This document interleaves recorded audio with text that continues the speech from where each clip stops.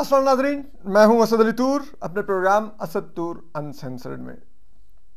आज हम आपको दो बड़ी खबरें देंगे, बल्कि तीन देंगे। एक, क्या DGCISI major general Faisal Naseer वो कहीं गारंटर बने थे और फिर वो गारंटियां मतलब वापस हुई, क्या हुआ ज़रा ये आप आज आपको अंदर की खबर सुनाएंगे। फिर दूसरी ये है कि किस तरह से अब सुप्रीम कोर्ट अपने ही जो उसका जो धड़ा है मौजूद चीज़ सिमरता बंदयाल साहब का, वो अपने ही आइन से हटके दिए हुए फैसलों की अब बेतौकीरी करवा रहा है। और किस तरह से अब हुकूमत ने सुप्रीम कोर्ट के फैसले को फुटबॉल बना लिया, ज़रा आपको इस पर भी दिलचस्प खबर देंगे। और तीसरी खबर है कि जो सुप्रीम कोर्ट ने पार्लिमान के साथ किया, इस धड़े ने मौजूद रसीमता बंदयाल साहब के धड़े ने पार्लिमान ने भी सेम जवाब सुप्रीम कोर्ट को दे दिया। जितना उधर से सुप्रीम कोर्ट से पार्लिमान के साथ किया गया था, तो पार्लियामेंट ने वो उधार चुका दिया। ये बड़ी दिलचस्प खबर है। तो ये है क्या मामला, देखिए अब आपको बताते हैं। पार्लियामेंट ने एक कानून पास किया चीफ जस्टिस के इख्तियारात रेगुलेट करने का। ये इख्तियारात रेगुलेट करने की जो मौजूद चीफ जस्टिस सिमरता बंदयाल साहब के हैं, जो कि उन्होंने खुद ही जस्टिस मुनीब अख्तर के से एक फैसला लिखवा के अपने आप को तफवीज़ करवा लिए हैं। हालांकि ना वो सुप्रीम कोर्ट रूल्स में कहीं मौजूद है, ना वो आइन में मौजूद है, ना वो कहीं कानून में मौजूद है, लेकिन उन्होंने अपने आप को दिलवा लिए हुए एक फैसले के जरिए। ठीक है, हालांकि उस फैसले की भी आइनी हैसियत पे एक फैसला दे चुके हैं जस्टिस कादी फाजिसा, जिसके मुताबिक उस फैसले की कोई आइनी हैसियत ही नहीं है, लेकिन बहरहाल उन्होंने वो इख्तियारात खुद को दिलवाए हुए हैं। उनके साथी 7 सीनियर तरीन जजेस उन इख्तियारात को रेगुलेट करने की बात कर रहे हैं। मौजूद चीफ जस्टिस सिमरता बंदयाल साहब नहीं तैयार। तमाम वकला कम्युनिटी चीफ जस्टिस सिमरता बंदयाल साहब के इख्तियारात को रेगुलेट करने की बात कर रही है। मौजूद चीफ जस्टिस सिमरता बंदयाल साहब नहीं तैयार। पार्लियामान ने जब उन इख्तियारात को रेगुलेट करने का बिल पास किया, तो मौजूद चीफ जस्टिस सिमरता बंदयाल साहब ने उस बिल को कानून बनने से पहले ही उस पर एक, जैसे कहते हैं ना, वो ड्रोन स्ट्राइक की। अपने धड़े के 8 जजेस इकट्ठे किए, जिनमें सारे 6 तो जूनियर जजेस थे। ठीक है, और उनके साथ मिलकर एक ठप्पा लगवा लिया कि जनाब ये कानून नहीं बन सकता।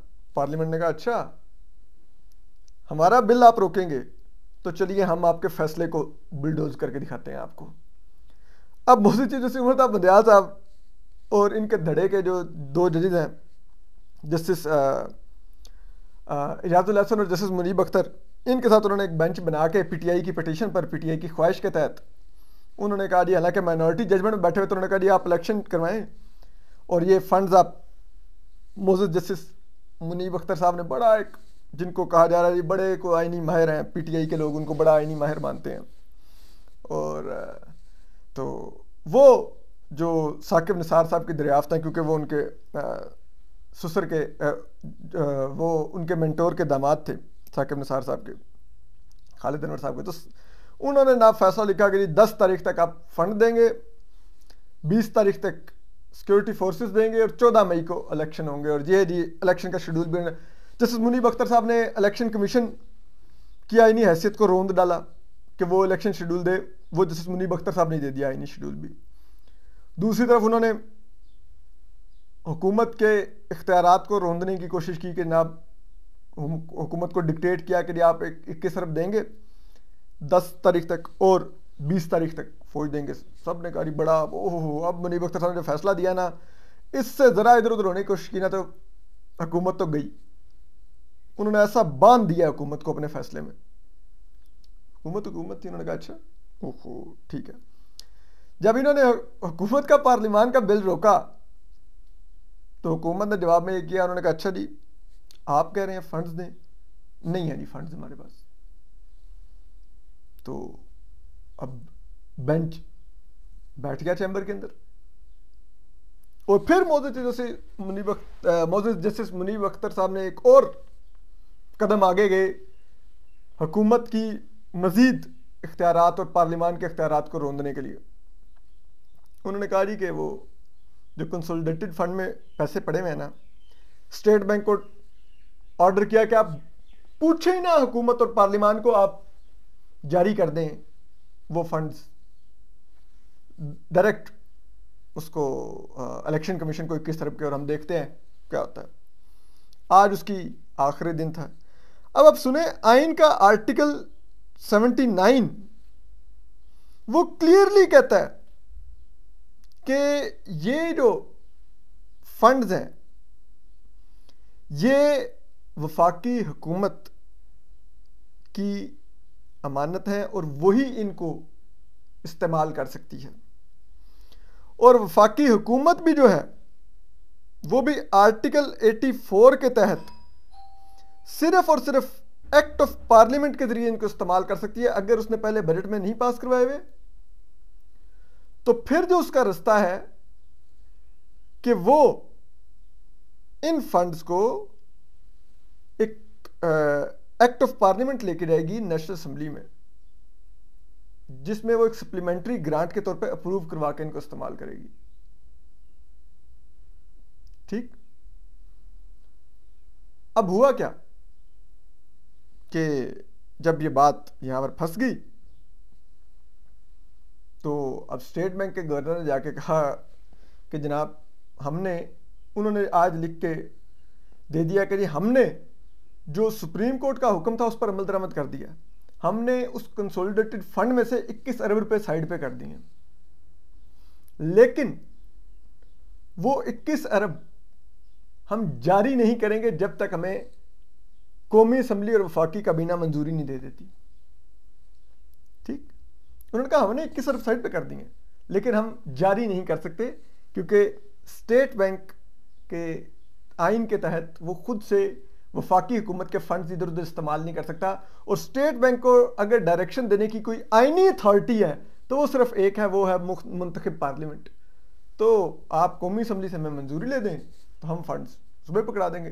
दिस इज लाइक कि मैं आपके पैसे आपके चेक के बगैर किसी को उठा के दे दूं, मैं बैंक को आपके चेक के साथ ही किसी को दूंगा ना पैसे, कि आपका चेक साइन हुआ आएगा फलां बंदे के नाम का तो मैं आपको उसको दूंगा ना पैसे। तो उन्होंने वो जो एक्टिंग गवर्नर है उन्होंने वो मामला भेज दिया कैबिनेट को, वफाकी हुकूमत को। अब वफाकी हुकूमत में जो मिनिस्ट्री ऑफ लॉ और जो वो मिनिस्ट्री ऑफ फाइनेंस होगी वो कहेगी अच्छा ओहो ये तो 21 अरब जारी होने हैं, सुप्रीम कोर्ट का हुक्म है, लेकिन मंजूरी तो पार्लियामेंट की चाहिए। वो कौमी असम्बली में आज भेज देंगे, कौमी असम्बली में भेजेंगे, वहां से वो बिल दोबारा रिजेक्ट हो जाएगा। वो कहेंगे कि नहीं ये तो नहीं जारी हो सकते। फिर क्या कर लेगी सुप्रीम कोर्ट? आगे भी वफाकी हुकूमत ने यही करके सुप्रीम कोर्ट को जवाब दिया था कि जी हमने आपके हुक्म पर अमल दरामद करते हुए पार्लियामेंट में भेज दिया था फेडरल कंसोलिडेटेड फंड का मामला, पार्लियामेंट ने रिजेक्ट कर दिया। तो फिर उन्होंने कहा अच्छा पार्लियामेंट ने रिजेक्ट किया तो उन्होंने ये रास्ता निकाला कि हम डायरेक्ट स्टेट बैंक को निकालते हैं। ये एक इंतहाई आइनी माहिर जज जस्टिस मुनीब अख्तर साहब का दिया हुआ फैसला है। ये उन्होंने आइन का हाल किया। 63A में वो रीराइट कर देते हैं, ठीक है, कि आइन में जो मर्जी लिखा हुआ। मैं आपको बताता हूं आइन चाह रहा क्या था। यहां पर अब फिर आइन में कुछ और लिखा हुआ है, वो किसी और तरीके से, मतलब this is a constitutional court, this is a court of law जो सुप्रीम कोर्ट है। यहां पे गैर आइनी अहकामात कैसे हो सकते हैं और उन पर अमल दरामद के लिए भी कैसे जोर डाला जा सकता है, और उन पर अगर अमल दरामद ना हो तो उस पर तौहीन अदालत कैसे लग सकती है? अब फिर लगा लें पूरी पार्लियामेंट पे। आपने पार्लियामेंट के बिल का हशर नशर किया, उन्होंने आपके फैसले का हशर नशर कर दिया। लड़ने फिर लड़ना है पार्लियामेंट से। तो यही हम कह रहे थे कि ये मत करें, इस हद तक मत जाइए। इमरान खान का तो शायद कुछ अपना फायदा नजर हो रहा होगा, उसको कोई बयानियां मिल रहा होगा, लेकिन पूरी की पूरी हमारी पाकिस्तान का आईनी स्तून है, पाकिस्तान की सुप्रीम कोर्ट, पाकिस्तान की अदलिया, ये बेतौकीर हो जाएगी। लेकिन कोई सुनने को तैयार ही नहीं था, किसी को समझ ही नहीं आ रही थी। और अब जो मामला है वो ये है कि ये कुछ बातें और भी इधर उधर चल रही हैं। वो कुछ ज़राए ये कहते हैं कि देखें, जब पहला जुडिशल कमीशन ऑफ पाकिस्तान का इजलास हुआ और उसमें जस्टिस शाहिद वहीद और जस्टिस हसन नज़र रिजवी के नाम रिजेक्ट किए गए, क्योंकि बाद में जो ऑडियो रिलीज हुई उसमें भी नजर आ रहा था कि उनके नाम रिजेक्ट किए गए हैं। ये मौजूद बंदयाल साहब डटे हुए थे कि नहीं, मैंने तो इजलास मौखर कर दिया था। आप जब वोट करवाए बगैर भाग गए तो मौखर तो ना हुआ ना, रिजेक्ट हुआ था। आप वोट काउंट करवा लेते, आपको दूध का दूध पानी का पानी हो जाता। ऑडियो आपने रिलीज की थी, उस ऑडियो में सारी वोटिंग क्लियर है कि कौन कौन वोट आपके इन दो जजेस के हक में दे रहा है, कौन कौन इनके अगेंस्ट दे रहा है। लेकिन फिर जो सूरत हाल डेवलप हुई उसमें ज़रा ये कहते हैं कि मेजर जनरल फैसल नसीर बड़े मुतहरिक थे। उन्होंने इधर उधर से मुलाकातें की। उन मुलाकातों में उनको कुछ यकीन दहानियाँ करवाई गई और उन यकीन दहानियों में उनसे दरख्वास्त की गई कि आप वफाकी हुकूमत के जो वोट हैं वो तो ज़रा तब्दील करवाइए। फिर वफाकी हुकूमत से बातचीत हुई, वफाकी हुकूमत ने भी कहा ये हालात हैं। फिर बड़ा गौर खोज किया गया, फिर मुलाकातें कहीं और हुई, वहाँ पर उनको यकीन दहानी करवाई गई कि अब हम जो इमरान खान साहब की सहूलतकारी है वो ख़त्म कर देंगे और मामलात अब जिस तरह आइन और कानून के मुताबिक चलने हैं वैसे चलेंगे। और जो हमारा इदारा है इसमें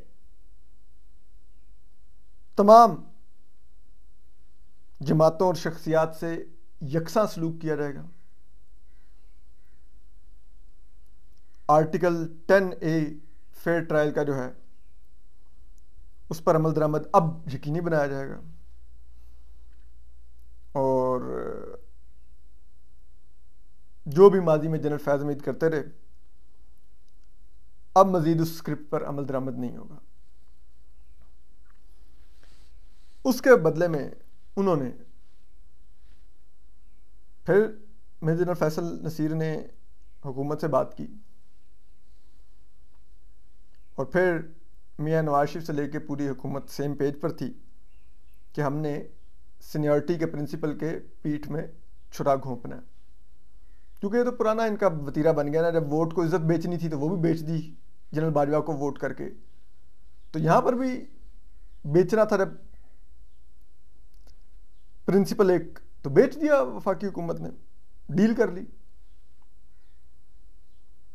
और फिर जुडिशल कमीशन ऑफ पाकिस्तान के इजलास में जो हुआ वो आपने देखा। अब उसके बाद लेकिन ये करके तो फिर दोबारा से दगा दिया गया, दोबारा से इमरान खान साहब की सहूलतकारी होती रही, जनरल फैज़ हमीद के स्क्रिप्ट पर अमल दरामद होता रहा, जिस पर दराए बताते हैं कि मेजर जनरल फैसल नसीर को फिर हुकूमत की तरफ से आए कि भैया आपने गारंटी दी थी, ये क्या हो रहा है। उन्होंने भी कहा कि हाँ मैंने गारंटी दी थी, मुझे उन्होंने वादा किया था, वो वादे से फिर गए हैं तो मैं क्या कर सकता हूं। तो उसके बाद फिर जो एस्टेब्लिशमेंट में और खुसूसन ISI में जो आप कह लें कि थोड़ी बहुत गुडविल थी, थोड़ी बहुत तो नहीं बहुत ज़्यादा थी, उन्हीं के साथ काम होता रहा एक अरसे तक, तो वो गुडविल बहुत ज़्यादा ख़राब हुई और उसके बाद हुआ ये कि फिर अब जब अपने ही इदारे में दरार पड़ गई तो फिर दोबारा से इस्टेब्लिशमेंट से ISI से रिव्यू किया गया कि ये काजी फैज़ ईसा को सॉर्ट आउट करना है, ये सरदार तारिक मसूद को सॉर्ट आउट करना है। तो अब वो भी दूध पीते बच्चे तो नहीं हैं, उनको पता था कि भाई ये अगर सॉर्ट आउट करवा रहे हैं हमसे, ये तो फिर दोबारा फैज़ मीद वाला स्क्रिप्ट 2028 तक ले जाना चाहते हैं। तो वो उन्होंने कहा कि जनाब वो जो पिछली कमिटमेंट्स थी उनका क्या किया गया, क्या अब हमसे जस्टिस काजी फैज़ ईसा और सरदार तारिक के लिए सहूलतकारी मांगी जा रही है। उस पर फिर कोई जवाब नहीं था। जब जवाब नहीं था तो सहूलतकारी भी ना मिली, सहूलतकारी ना मिली तो दांत पीसते दोबारा बैठ गए घर के अंदर।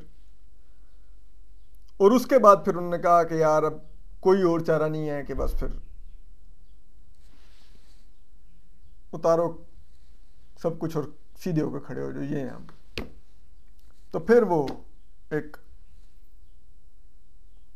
जो ग्रुप पहले